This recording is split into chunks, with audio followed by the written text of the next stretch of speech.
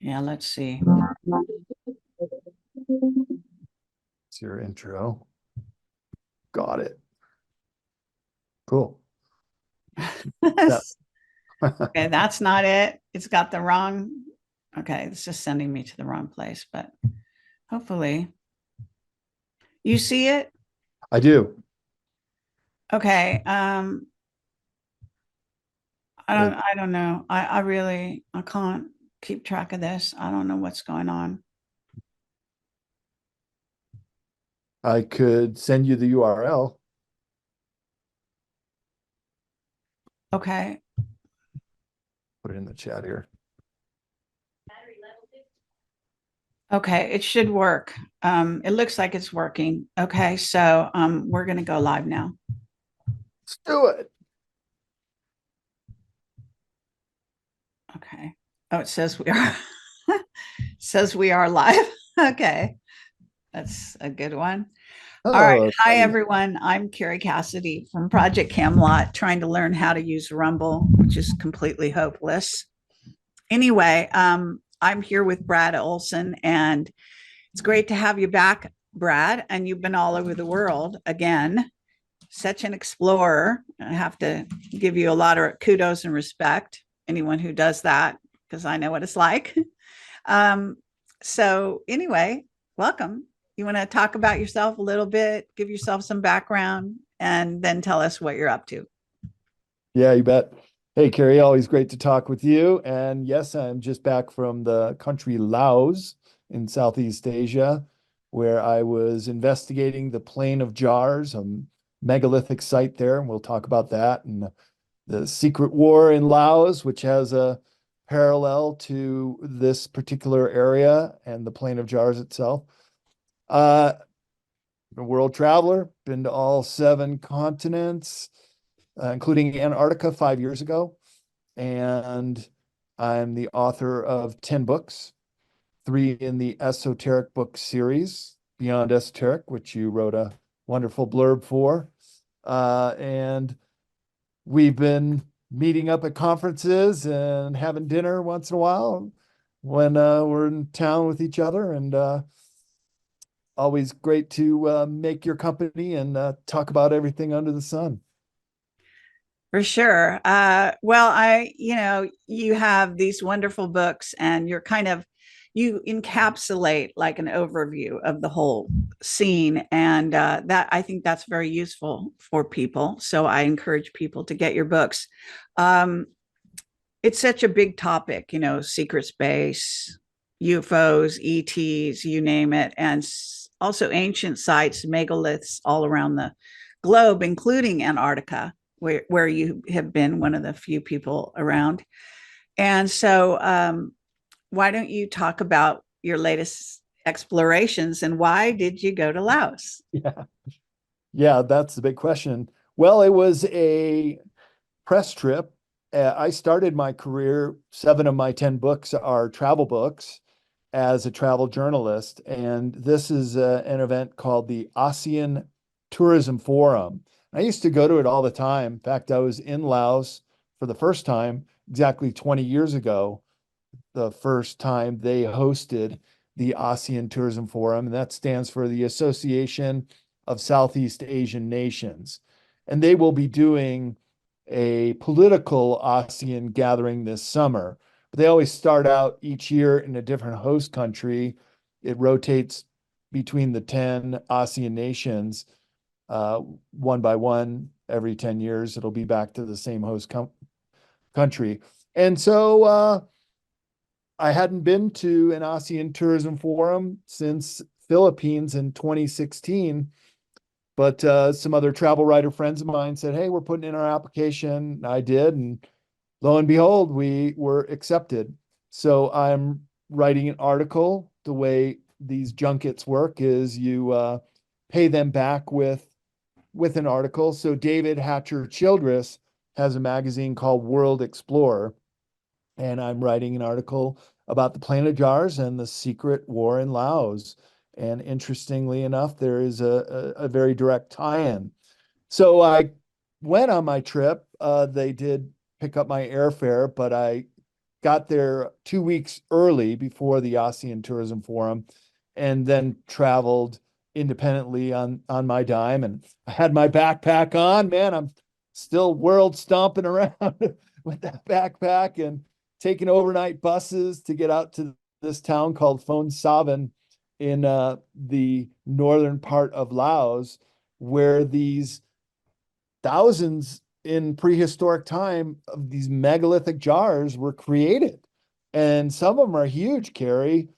You can see in the picture, I'm standing next to one that's 2 meters tall, but some of them are 3 meters tall, much taller than myself, and partly buried in the ground and scattered all over this main plain of jars. It just got recognized as a World Heritage Site through UNESCO. So now it's all protected. But there had been in times of old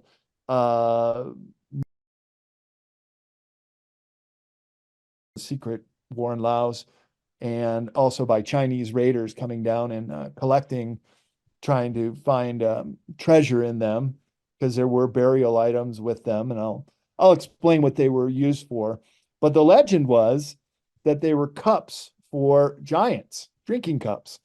Huh. You have to be a pretty big giant to be able to do that. Yeah, there it is. And that's the plain of jars behind me. You can see some of the broken ones right next to my head, and then the main plain of jars off in the distance with some tourists, as well as some of the craters.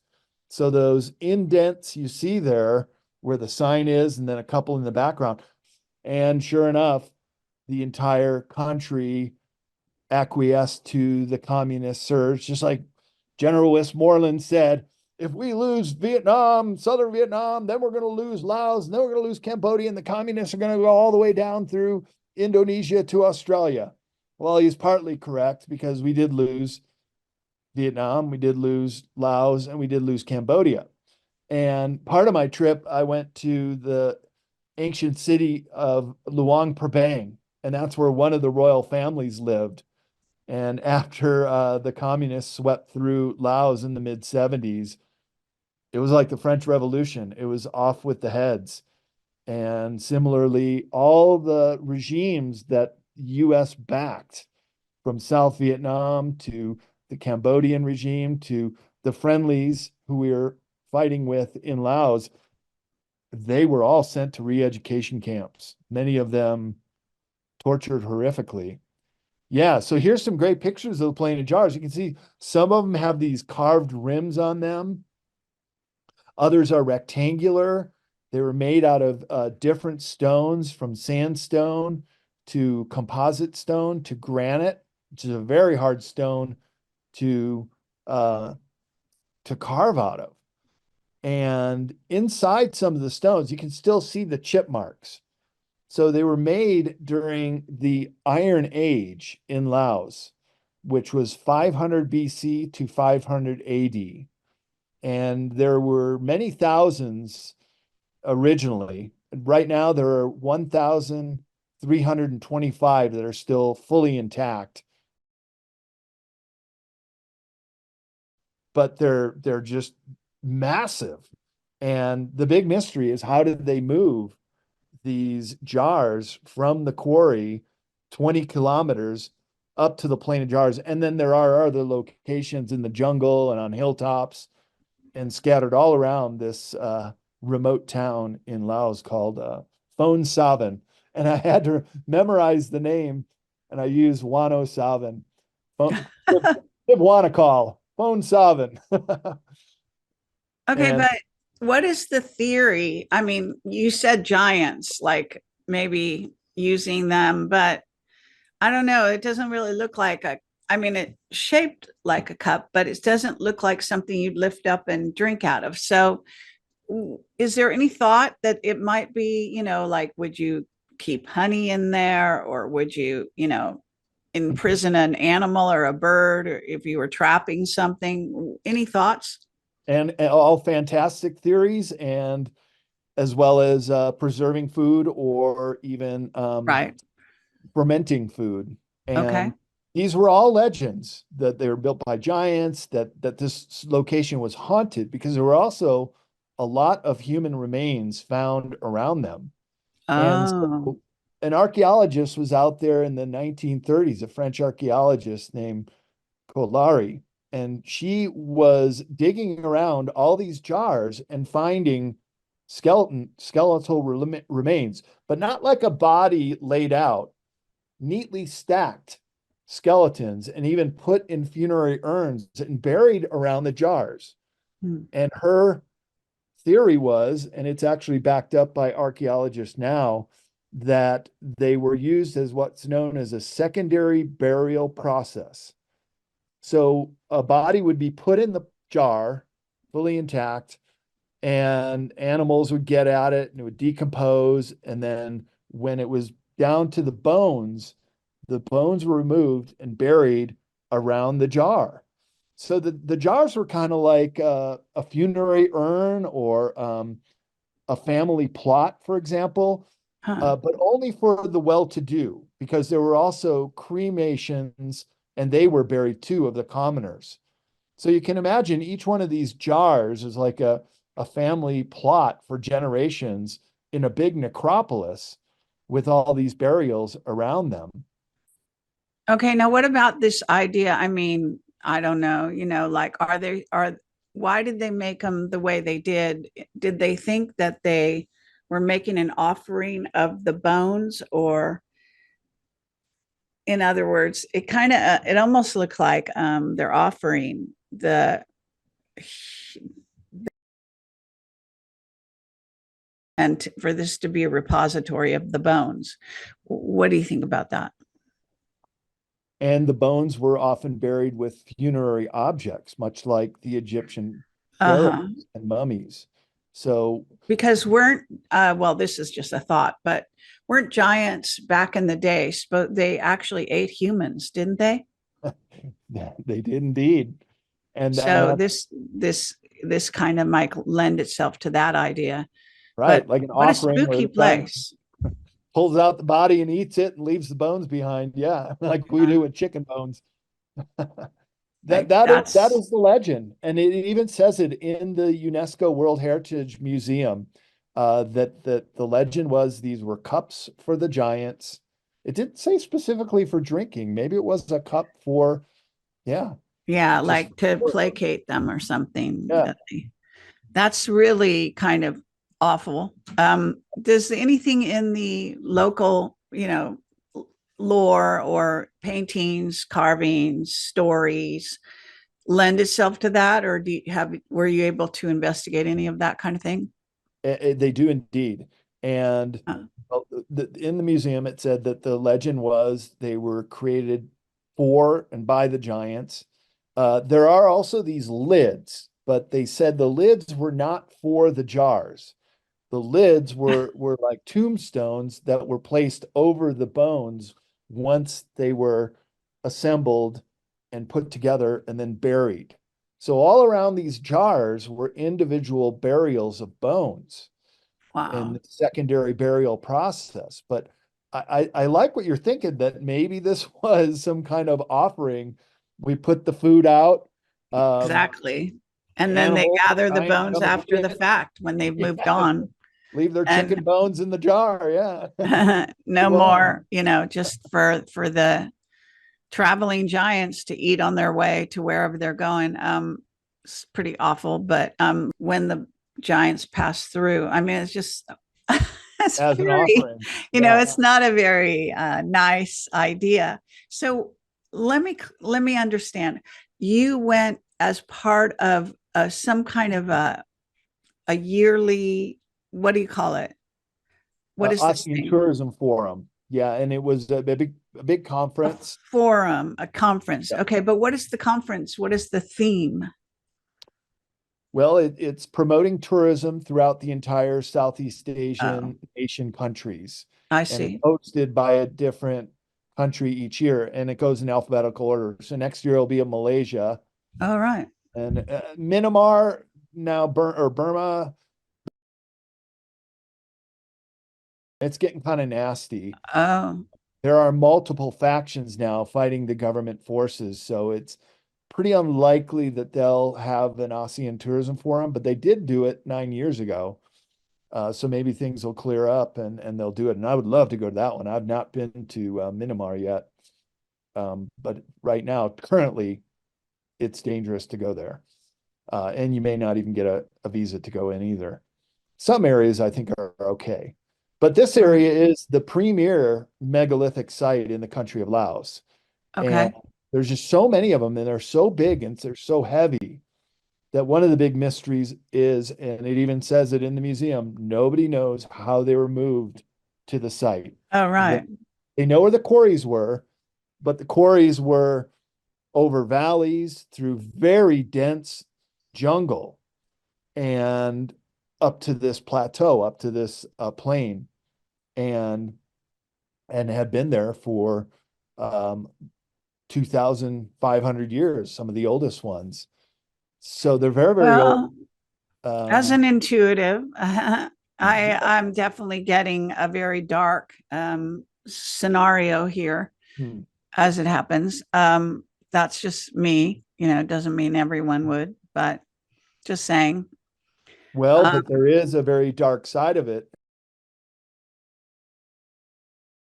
because the okay. reason why this area became so wealthy and these families would be able to commission the stonemasons to transport and take these jars to these locations must have been an expensive proposition, kind of like building a family mausoleum.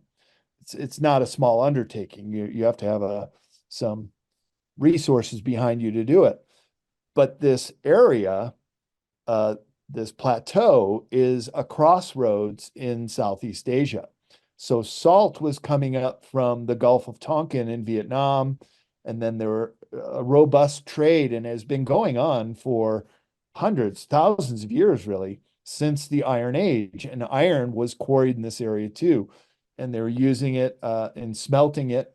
So it was an advanced culture. Uh-huh. And because these people were wealthy, the Chinese were coming down from time to time, trading, but also raiding this area.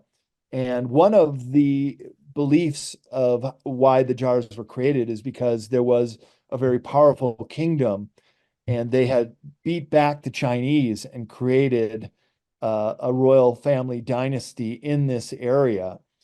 And they used the jars as a multi-week celebration. So making rice wine and fermenting the wine and storing food and then feeding everybody in the whole village for many weeks. So that was a story of why the jars were made. But really, because they found funerary objects inside the jars and around the jars with some of these buried, neatly stacked bones, they think it was mainly used for these secondary burial processes.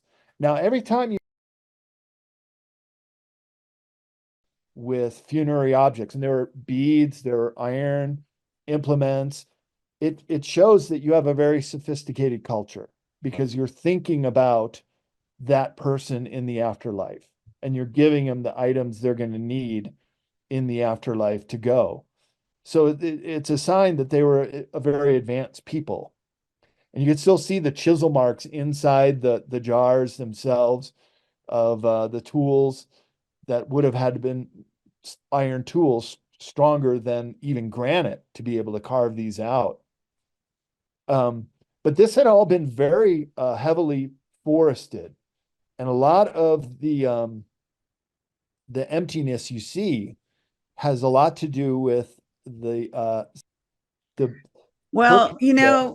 I mean, not to throw a wrench into this whole scenario here too much, but why not? So, that Captain Mark Richards talked about what is in essence like this place where it's in that area. I'm kind of drawing a blank on the name, but anyway, the idea was that there were spider beings that came through a portal. And I actually interviewed a couple of Vietnam vets who seemed to remember this, that their brains were wiped, but they actually remembered. And that when they did come through or something, there were like, I'm just wondering if this might have been, some capture operation where they might put something inside these things to then, because right now you don't see, like, there might have been nets over them or something like that, where this is just hypothetical. I know it's kind of crazy. Angkor Wat, that's what I was trying to think of. So Angkor Wat is the place where it disappeared overnight. And Yep. has anyone ever talked to any Laos, like, what do you call, like elderly men or women who know the secrets of the society? It's that kind of thing where they would keep a secret like that.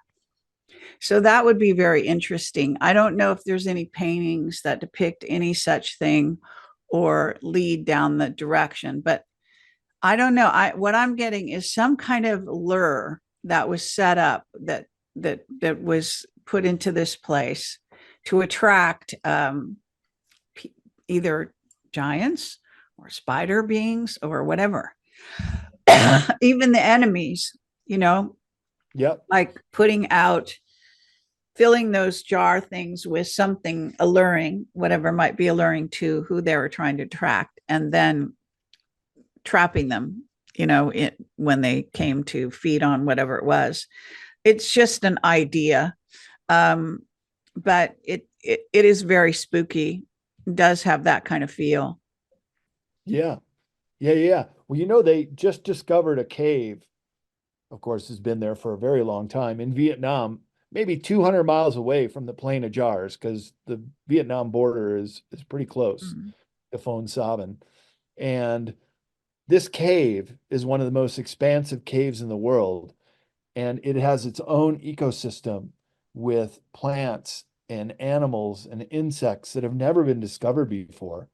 Huh. So these giant spiders, and we've talked about this before too, that were witnessed by some of the Vietnam veterans, could have been coming out of this massive cave system that goes on for hundreds of miles.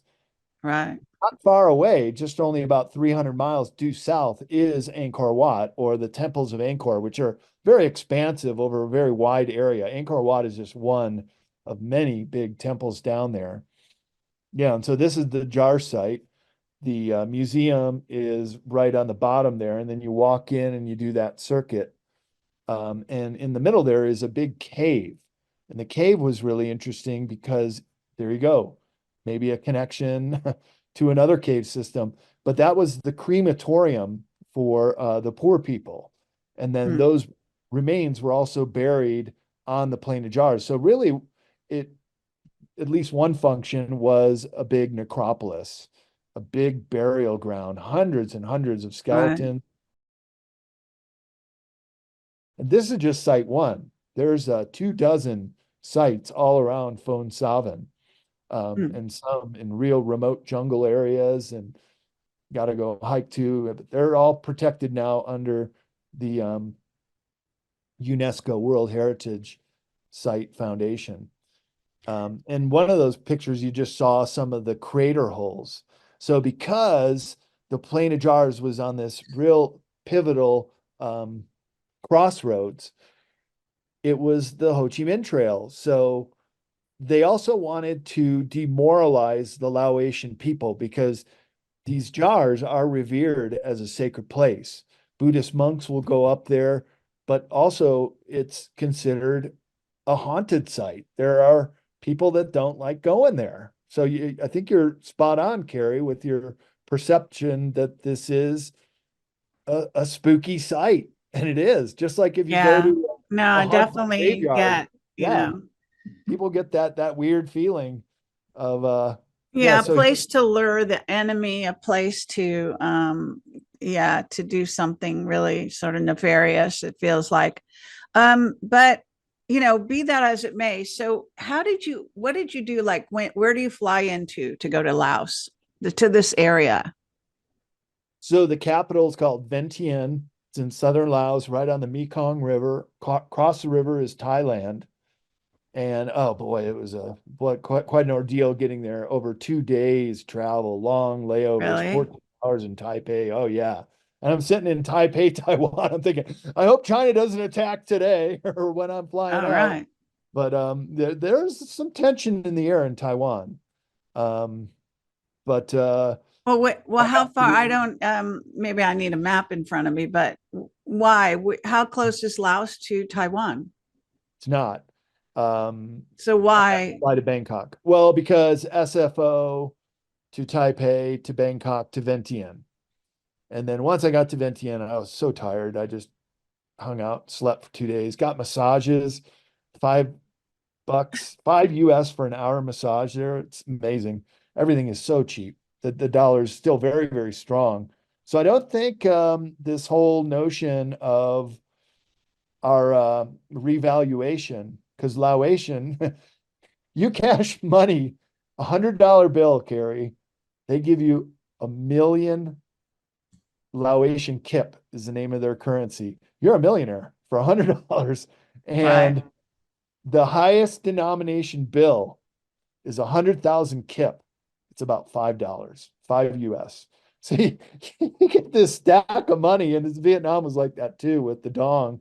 It's like monopoly money. You just get so much currency, and things are so inexpensive there. But the people are just amazingly friendly. I really think they're the nicest people in the world. They don't even honk horns in Vientiane, the capital, because they consider it rude. So it's like Oh. quiet, it's mellow. The people are nice. There's no vandalism. There's no trash on the ground. There's no homeless. Mm. In some ways, I'm thinking, maybe the communists got it right. Nobody falls through the cracks there, unlike Mhm. in our capitalistic society.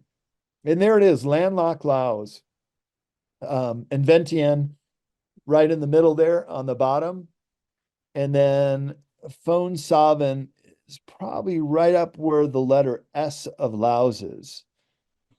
So whereabouts is this plane in the map? Yeah, right about where the letter S in the name Laos is. Yeah, Over right here. on there. I don't see Phone Okay. Savin on Yeah, this they map. they don't seem to have marked it, but okay. So I took a night bus, and it actually wasn't bad. I'm a tall guy, and I was able to stretch out in it. Woke up in the morning and a couple hours, got dropped off at the train station, caught a tuk-tuk to the Plain of Jars and spent a good part of the day, and then had my backpack and couldn't get a tuk-tuk out of there, but just started walking back to the bus station. And it was actually pretty cool. I met people along the way and got some fruit and got to see the town. But it turned out the bus was not leaving for Luang Prabang, and you can see that on the map. That is one of the most amazing cities in the world. It's a medieval Buddhist city. There's just temples Oh. everywhere. They Hmm. have not allowed rampant development, although there are nice high-end hotels around there. But I stayed in a guest house with a friend of mine, John Hoppeck. I know from the conferences. He's there for a couple months, and he got me in his guest house, and a really cool guest house proprietor. And I'm talking to him. You'll find this interesting. We're just talking about world politics, and it came up about our southern border, and he knew about it. People in Yeah. Laos, far away Laos. Oh yeah, we heard you got. Maybe I should go to America. I could just walk right in the border. I'm like, wow, it's pretty amazing. You know that. Everybody Yeah, knows. the word's getting around. It really is. Well, that's interesting. Too bad a friend of mine had no clue, but nonetheless, Yeah. it is interesting what gets out there and what doesn't. So, all right, this is just a really fascinating place that you went, I have to say. Very mysterious. Uh, do you go like to the Buddhist temples and try to meditate or anything like that? Oh, definitely. Yeah, that Yeah. was a big part of the trip. Okay. Off in the distance at the Plain of Jars is this giant golden Buddha. And Really? everywhere I went, when I was walking through the town, I'd look back and there's his head poking out. It's really Yeah. cool. Buddhists are the kindest, gentlest. They don't hustle you. It's not, I see a dollar sign and Right. here's an American or whatever, a tourist. Let's try to get some money out of them. They don't care. it's great. And then now I feel a lot more compelled to make a donation, but they didn't even take a donation. So I'm taking China moved in and put a high-speed rail in from Kunming, China, all the way through Laos. Laos Oh, is struggling to pay that back. But I'm in the train station to take a train back to Vientiane for the start of the ASEAN Tourism Forum. And there's this teenage wearing a Buddhist saffron robe. He's just sitting there and he's just meditating. And there's all these Chinese and it's just so chaotic and they're very loud people. And he's just so mellow. And I'm just looking at him like, wow, meditation really does calm the soul. And he's just sitting there and I'm looking at him like, can I give you some food? I offer him fruit, nuts. No, no, no, no. Let me give you some money. I just wanted to help this kid out. And he's no, no, no, no, no. It's just like, wow. hmm. That's when you got it together. When you're in that state, you don't have anything, loud cacophony of Chinese all over the place. But a few more things about the plane of jars. Right. So it's hard to make suppositions about that. I'm sure there maybe in internal politics, there may be some reveals along these lines. But for those that might be watching this, they may Mm, have family members, for example, that live even in the States and know more about what really went on behind the scenes. But it is, I mean, even Chinese and Japanese have been wearing masks for God knows how long. And it's so, I mean, it's totally proven that there's no scientific value to that. So, what in the world, and it's, they definitely buy into it. So, what's really going on there? And yeah, I mean, I think that there is part of their culture that um, is attracted to the idea of hiding, even hiding from the government. So the mask, adopting the mask is multiple angles. And one of the things is, of course, that it's not so much that they're afraid of getting sick as they are trying to be polite or not targeted as a person who's making others sick. So it could be like a defensive gesture, if you can see it like that, like a polite sort of a distortion of politeness. right. That society or those societies may also be dipping into that kind of idea. But And it's such a tragedy. You just don't know what mm, really we're dealing with here. a lot of the Chinese tourists were still wearing masks. Not many of the Laotians were, but sometimes if they were in the service or food industry, they would be wearing a mask. A lot more than I see in America. Even in the airports, a lot of people are still wearing masks. Sure. They're the World Economic Forum, what they say with this depopulation, that they wanted to keep 500,000 Chinese and Japanese alive because they follow orders and because they are compliant. Yeah, right. And that's what they want, is a civilization that is compliant to these overlords who are giving them their orders. So Southeast Asia is quite the same way. So I was sitting in these briefings of each country, and each country is talking about how they're opening up again and they're trying to get their numbers. And some of them are getting good.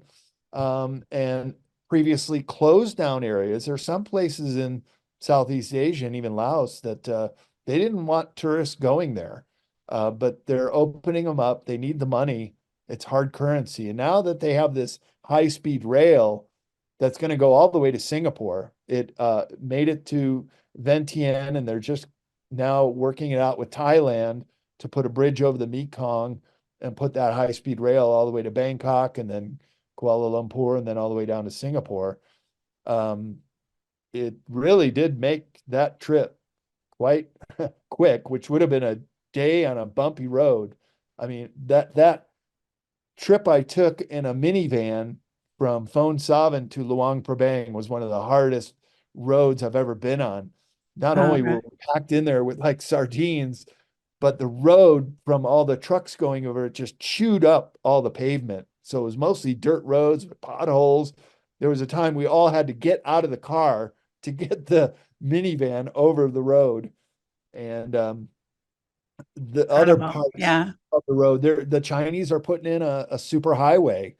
It's already completed from Vientiane, the capital, to Valvang, another really cool adventure sports area where there's all these caves. You can swim through the caves, and it's really a beautiful area. But Laos had once been like Africa and all of Southeast Asia. There were megafauna and megaflora, Oh, right. many of those big animals.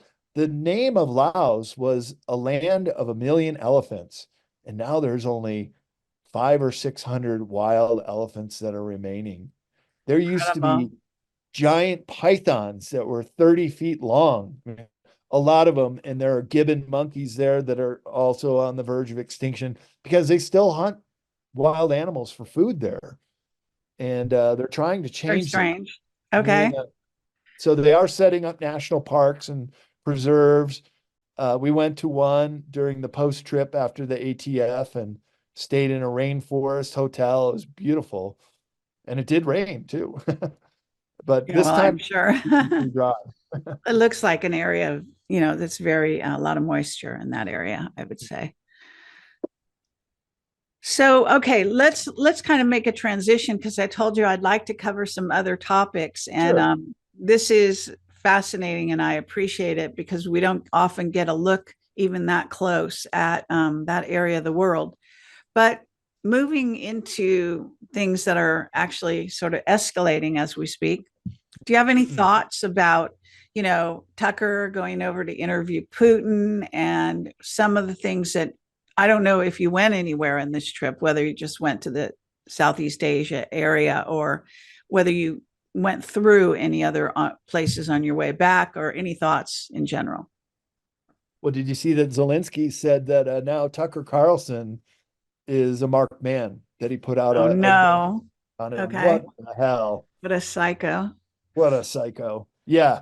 Well, I can't wait to watch that interview. I've read some of the Yeah, I transcripts. can't either. But it's we were looking earlier today and couldn't find it, so I guess it's not out yet. Yeah. I just saw that the transcripts were up on before it's news, so I think they're waiting to Okay. premiere it on Twitter X. Yeah, I think everyone's dying to see that. Well, there's there's reason. I said this on another show. I don't know how you would feel about it, but my thought is that this is a preliminary sort of gesture, a white hat gesture to try to expose the fact that Putin, One of the good things about traveling, Carrie, to a faraway place like this is talking to some of the locals yeah, and getting their I perspective on agree. things. Like I said, they know that the border's open. They know that we've got this puppet presidency. It's amazing how informed a lot of people are overseas. Yes, Surprisingly, even more so than our own fellow Americans I sometimes. agree. I always find that I'm always, we talk to taxi drivers as well, whenever we travel, and, they're just so well informed. It's amazing, much more so than your average American that just goes on with their life and goes to work and comes home every day and isn't really paying attention to some of the key things that are happening around us. But again, wondering, other than that, did you happen to go through France at all? Well, this trip I was flying over the Pacific. I did get Okay. stamped to Taipei just for that one overnight, and but I couldn't really leave the airport. I sort of wandered outside a Oh, little bit. uh-huh. Didn't really go anywhere except for well, the Bangkok airport, but the whole 3 weeks in Laos on this trip. So, so you didn't go to China, I take it. No, flew over it, just part of it. I think All right. Yeah, Korean. exactly. Remember that Korean flight that got shut down by the Chinese? What was it in the 1980s? Uh, or Not, I mean, MH370 comes to mind a lot sooner than that, but I OLSEN, yeah. appreciate, whatever. Well, I got a threat when I was in Hong Kong. Really? I spoke in Hong Kong. Hmm. So, yeah, it Threat by was the Chinese? yeah, from the Chinese. Ooh. Yeah. What So were they offended by? me, everything I talk about, I mean, I had, it was amazing. The people treated me so well, and, or us, there were two, I had a partner at the time, and, um, I got a fortune cookie in an Illuminati restaurant that was specially aimed at me, telling me not to go out after dark by myself. Not your usual fortune cookie message. So, there were other things going on at that time. I mean, in other words, they don't like, they're very secretive people, right?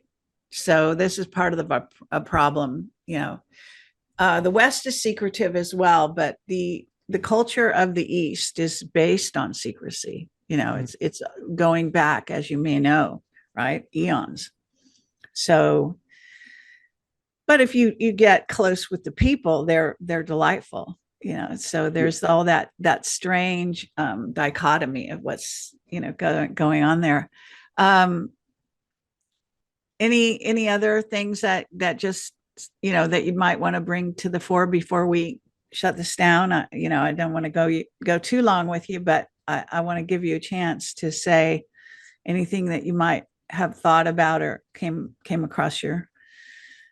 Yeah, just this whole connection with megalithic sites and the legend of the giants. And I'll be Okay. at the Conscious Life Expo in LA this weekend, and on Sunday at 10 a.m., I'm giving my talk on the giants and the megaliths, All tying it right. all together. And Cool. it is a real worldwide phenomenon that Yeah. these elongated skulls have been found around the world, many buried right there at megalithic sites like Sacsayhuaman in Peru and Sacred Valley. You can go to a museum in Paracas, Peru, and see these elongated skulls. Yeah. They're not human. And so this is why it's an esoteric subject, is because here they are living amongst us, human-like, but not human, 30% larger cranial capacity with no central suture, 30% larger eyes, 30% larger spinal connection. You could say 30% larger body, which would Mm. be a giant. And this is a part of our history that has just been edited out. Yes. That's why in our country, in America, they call it Smithsonian Gate, because they would come in when they're digging up these giants, and Johnny on the spot say, "We're with the Smithsonian. We'll take over this dig here." I profile a dig in Lake Delavan, southern Wisconsin, in my book Beyond Esoteric, where they had the professors of archaeology from Beloit College finding these giants right along the side of Delavan Lake. And the news started getting out, local newspaper, and then finally it got into New York Times. And just like that, Smithsonian said, "All right, we're taking over this dig." And they say, "Well, we really would like to follow up and find out what you discovered with the rest of this finding." When they tried to contact him a couple of months later, said, "We don't know what you're talking about. We don't Yeah. have any Yeah. giants It's from here." incredible. And so the theory is they just dropped him in the ocean. They just, out of sight, out of mind, just get rid of it. And that's a travesty of our history, to deny this period where these giants could have lived concurrently. So you mentioned about possibly the plane of jars being a receptacle for humans. Well, they were definitely in my state of Nevada. In Sarah Winnemucca was a Paiute elder in her family. She wrote her memoirs in the 19th century, and she spoke about the Paiute Indians at war with giants. They called them Satika. All And in right. fact, the Lovelock Cave was the final battleground, and the last of the giants got in there, and they avalanched the entrance and then lit fires to smoke them out, to suffocate them. And indeed, in the 1930s, they were quarrying guano, which is bat excrement, and then finding all these giant bodies, many of them mummified and buried with funerary objects. So they were actually a very sophisticated culture as well. And I've been on the hunt for anything giant related in Nevada, and I walk into a museum in Winnemucca or elsewhere, and Well, sometimes there's a giant statue in England. I don't know if you ever went there. In actually a museum. I forget what it's called. It's a medical museum, and okay, they actually have a whole skeleton that's standing up, and that's definitely. I mean, I don't know, maybe 9 feet, maybe taller, 12 feet, but it's a giant skeleton, and we saw that in person. oh wow. Another thing they have, which is in Egypt, there's a museum there that actually has these photographs that are very real photographs, right? And they have these giants that they found being buried there that, they're like their legs, their knees are bent, but they're gigantic. And that was amazing as well. So, you can find these nooks and crannies every once in a while somewhere where someone has gotten something. I know that Hugh Newman and Jim Vieira, I believe, I interviewed them years ago, and they went on the hunt and they dealt with the Smithsonian and all the secrecy there. Oh yeah. Tremendous amount of secrecy on planet Earth, right? As to our heritage and what really went on, and just incredible. And the longheads is, there are longheads in Malta that were found in Malta And and other megalithic sites here places. too. Yeah. Yeah, that's right. North America, so on and so forth. But yes, it's wow, it's a huge subject, and requires a really incredible, painstaking investigation, I would say. The reason we don't have megalithic buildings in North America, at least in the Midwest, where you have the giant mound sites, is because they just didn't have quarries for stone. So they built everything out of earthen mounds. I Hmm. was at the Journey to Truth conference last year, and I'll be a speaker then again this year in Grafton, Illinois, which is very close to the Cahokia Mounds. And we were filming a documentary that the Journey of Truth guys put out, and we met a local historian. He said, indeed, they found giant bones right next to Monk's Mound at Cahokia. So it's one of those things where you have megaliths, where you have these ancient sites, you often have giants. And I think the word Lord is a throwback to the age when perhaps giants were ruling over the humans. Because isn't it interesting how that word is Lord is our God, a landlord. In England, you have the House of Lords. Yeah, very They're- insane. Well, all of this is has to be exposed, in my view. But yeah, for sure. Yeah, I think you're right. I think also the idea, that um, there's a perception that they're inhuman, like not they're not human, so they're not under God or source or whatever. And I think that this is a misconception and a prejudice that's been built into the people. Um, I do know, I know a certain person who actually has been taken to, there are giants that are put into stasis and right. hidden, and Yeah. that there are some that supposedly are waking up. And this particular person was trained to go in and deal with them. I'm not sure how or in what way, but that's what he told me. And, quite a fascinating interview that I did with him a long time ago. And I show some pictures in my presentation on the giants this Sunday, modern pictures of elongated skulls. They do live among us, Carrie. They're not extinct. They're still here. You remember Karen Hudes from Yeah, the yeah. World Bank? She passed away in October 2022. Oh, But 10 I years didn't ago, know. she and said it was the elongated skull people that really run the banking industry, that run the show on planet Earth. And they don't want to be known. They don't want to be seen. Well, those, yeah, and sometimes you can classify those as Anunnaki, or Yeah. at least a branch of an Anunnaki. And I think, Brian, what's his Forrest. Forrester? he has a museum, you know, of the elongated skulls down south and all of that. Um, is it in Peru? Is that where you're? Caracas, Peru. Yep. Uh-huh. Sounds So yeah, I mean, it is very fascinating.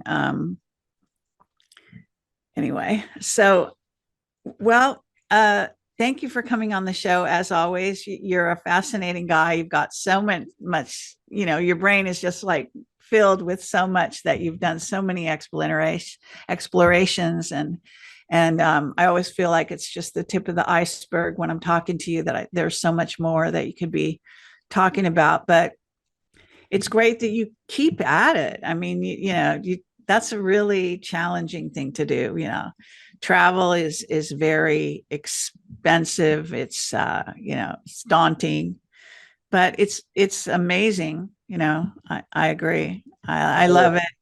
it. So yeah, once you kind of have that, it's part of what you do. But keep in touch. I'm, you know, it's great to hear that you're going to be speaking down. I'm not going to be at the Conscious Life, but you know, good luck to you. Have fun.